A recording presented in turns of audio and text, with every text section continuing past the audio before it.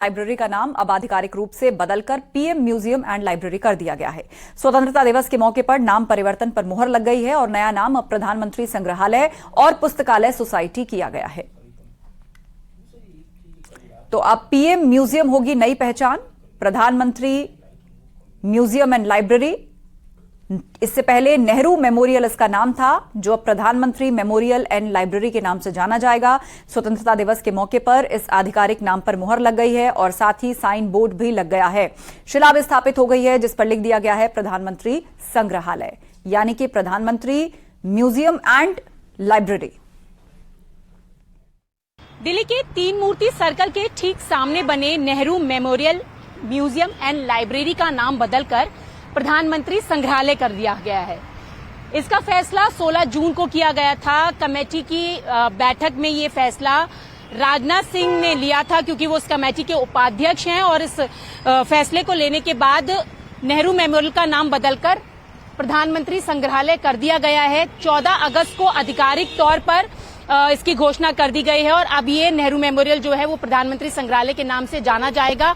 और आप देखें तो प्रधानमंत्री संग्रहालय के बड़े बड़े बोर्ड्स भी अब नेहरू मेमोरियल के बाहर लगा दिए गए हैं। और दिल्ली घूमने आने वाले जो पर्यटक हैं वो यहाँ पर जब आते हैं और घूमने के लिए देखते हैं प्रधानमंत्री संग्रहालय में, जो प्रधानमंत्री से जुड़ी हुई जो चीजें, जो अब तक प्रधानमंत्री रहे हैं उनसे जुड़ी हुई चीजों को देखने के लिए यहाँ पर आते हैं। अब से जो नेहरू मेमोरियल जो पहले जाना जाता था वो अब प्रधानमंत्री संग्रहालय के नाम से जाना जाएगा। कैमरा पर्सन कार्तिक के साथ रचना, न्यूज 18 दिल्ली। बुलंदशहर शव का हाथ और उंगली काटने का सनसनीखेज मामला सामने आया। आरोपियों ने कब्र खोदकर इस वारदात को अंजाम दिया है। करीब 12 दिन पहले इस शव को यहां पर दफनाया गया था और कब्र को ढकने के लिए लगाए गए 3 तख्ते भी कब्र के पास ही पड़े मिले हैं।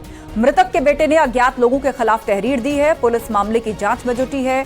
मामला थाना खानपुर पटवारियान के कब्रिस्तान का है। 12 दिन पहले शव को दफनाया गया था। कुछ लोगों ने बकायदा कब्र को खोदकर इस घटना को अंजाम दिया है। खानपुर पटवारियन थाना इलाके का यह पूरा मामला।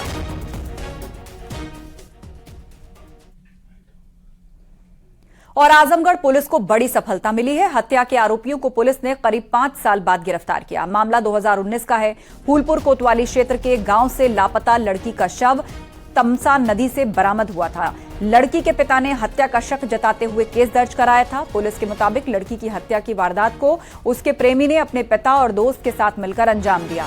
युवती का गला दबाकर हत्या की और शव को बोरे में भरकर डोडोपुर पुल से तमसा नदी में फेंक दिया गया। दरअसल आरोपी प्रेमी की शादी कहीं और तय हो गई थी। लड़की शादी में मुश्किल खड़ी कर रही थी और इसीलिए उसकी हत्या कर दी। पुलिस ने 2 आरोपियों को अरेस्ट किया, जबकि आरोपी प्रेमी के पिता की मौत हो चुकी है।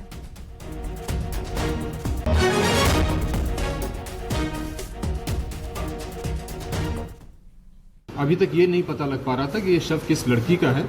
तो एसपी सर के पास लड़की के माँ बाप एक आए और उन्होंने कहा कि हमारी एक लड़की गायब हुई थी थाना फूलपुर से और हमको शक है कि हमारी बेटी का अज्ञात शव कुछ हो सकता है, जिस पर मुकदमा जो वहाँ पे गुमशुदगी थी उसको 366 के मुकदमे में तरमीम किया गया।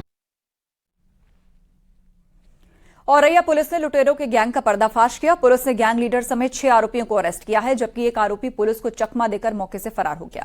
गिरफ्त में आए लूट के आरोपियों के पास से कैश और लूटा गया एक मोबाइल बरामद हुआ। इन बदमाशों पर 12 अगस्त को लूट की घटना को अंजाम देने का आरोप है। कोतवाली और एसओजी टीम ने ज्वाइंट ऑपरेशन के तहत ही गिरफ्तारी की।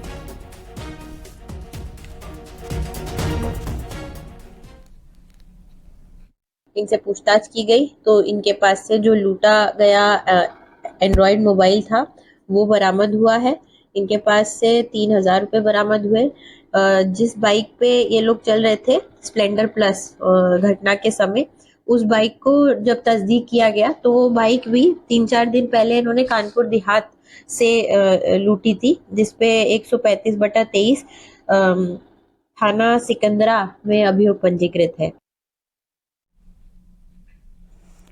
बिजनौर में 1 दर्जन से अधिक लोगों को अपना शिकार बना चुका आदमखोर तेंदुआ पकड़े जाने के बाद कानपुर चिड़ियाघर पहुंच चुका है। जू में उसे कड़ी सुरक्षा में रखा गया है और साथ ही डॉक्टर्स की टीम उसकी हर गतिविधि पर नजर रख रही है।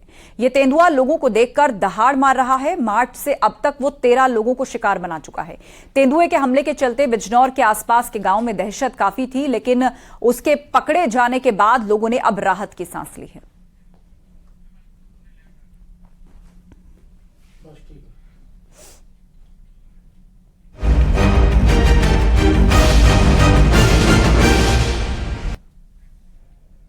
और हिमाचल प्रदेश और उत्तराखंड की पहाड़ियों में हो रही लगातार मूसलाधार बारिश के वजह से दिल्ली में यमुना का जलस्तर एक बार फिर से बढ़ने लगा है।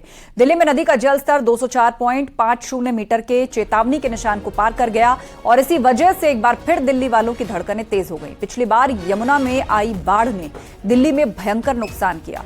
कई लोगों को अपनी जान गंवानी पड़ी। दिल्ली पर फिर बाढ़ का खतरा मंडरा रहा है। राहत बचाव टीमों को अलर्ट जारी कर दिया गया है। वजीराबाद से लेकर ओखला तक निचले इलाकों में बाढ़ का खतरा बढ़ गया है। दिल्ली प्रशासन ने निचले इलाकों में अलर्ट जारी किया।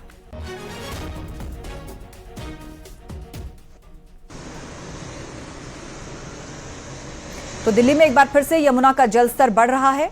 पहाड़ी इलाकों में हो रही लगातार बारिश के कारण नदियां उफान पर हैं, उसका असर अब यमुना पर भी आया है। एक बार बाढ़ झेल चुकी दिल्ली इस खबर के बाद फिर से डरी हुई है। एक बार फिर से यमुना का जल स्तर बढ़ रहा है। तस्वीरें हम आपको दिखा रहे हैं। दिल्ली के लोगों की धड़कनें तेज हैं। दिल्ली प्रशासन अलर्ट पर है। एक बार फिर से दिल्ली पर बाढ़ का खतरा मंडरा रहा है। राहत बचाव टीमों को अलर्ट कर दिया गया है। पहाड़ों पर बारिश का दौर जारी है। इसके चलते तमाम नाले और नदियां उफान पर हैं। उत्तर प्रदेश की भी प्रमुख नदियों में बाढ़ जैसी स्थिति बनी हुई है। इसके चलते यमुना का जल स्तर भी बढ़ गया है। खासकर दिल्ली में यमुना का जल स्तर खतरे के निशान के पार हो गया है। आप देख सकते हैं ये दिल्ली का पुराना रेलवे ब्रिज है। यहाँ पे यमुना का जल स्तर काफी बढ़ गया है। सामान्य तौर पे यहाँ पे यमुना का जल स्तर 204 मीटर माना जाता है। वहीं अब यमुना का जल स्तर 205 मीटर से अधिक हो गया है। आपको पता होगा कि पिछले दिनों यानी कि जुलाई में यमुना का जल स्तर दिल्ली में काफी बढ़ गया था। इसके चलते बाढ़ की स्थिति बन गई थी। दिल्ली के कई प्रमुख इलाकों में जल भराव हो गया था। यहां तक कि वाटर ट्रीटमेंट प्लांट भी पानी में डूब गए थे। इसके चलते दिल्ली के प्रमुख इलाकों में पानी का संकट भी छा गया था और 27,000 से ज्यादा लोगों को सुरक्षित जगह पे पहुंचाया गया था। वहीं करोड़ों का नुकसान भी बाढ़ में हुआ था। ऐसे में दिल्ली में यमुना के बढ़ते जल स्तर को लेकर अलर्ट जारी कर दिया गया है, क्योंकि निचले इलाकों में फिर से बाढ़ आने का खतरा बना हुआ है। लोगों को सुरक्षित स्थान पर पहुंचने की सलाह दी गई है। वीडियो जर्नलिस्ट आकाश ठाकुर के साथ संदीप पांडे, न्यूज 18 दिल्ली। और रुकेंगे एक ब्रेक के लिए, जल्द होंगे हाजिर, कहीं मत जाइएगा। देख रहे हैं न्यूज 18 उत्तर प्रदेश उत्तराखंड।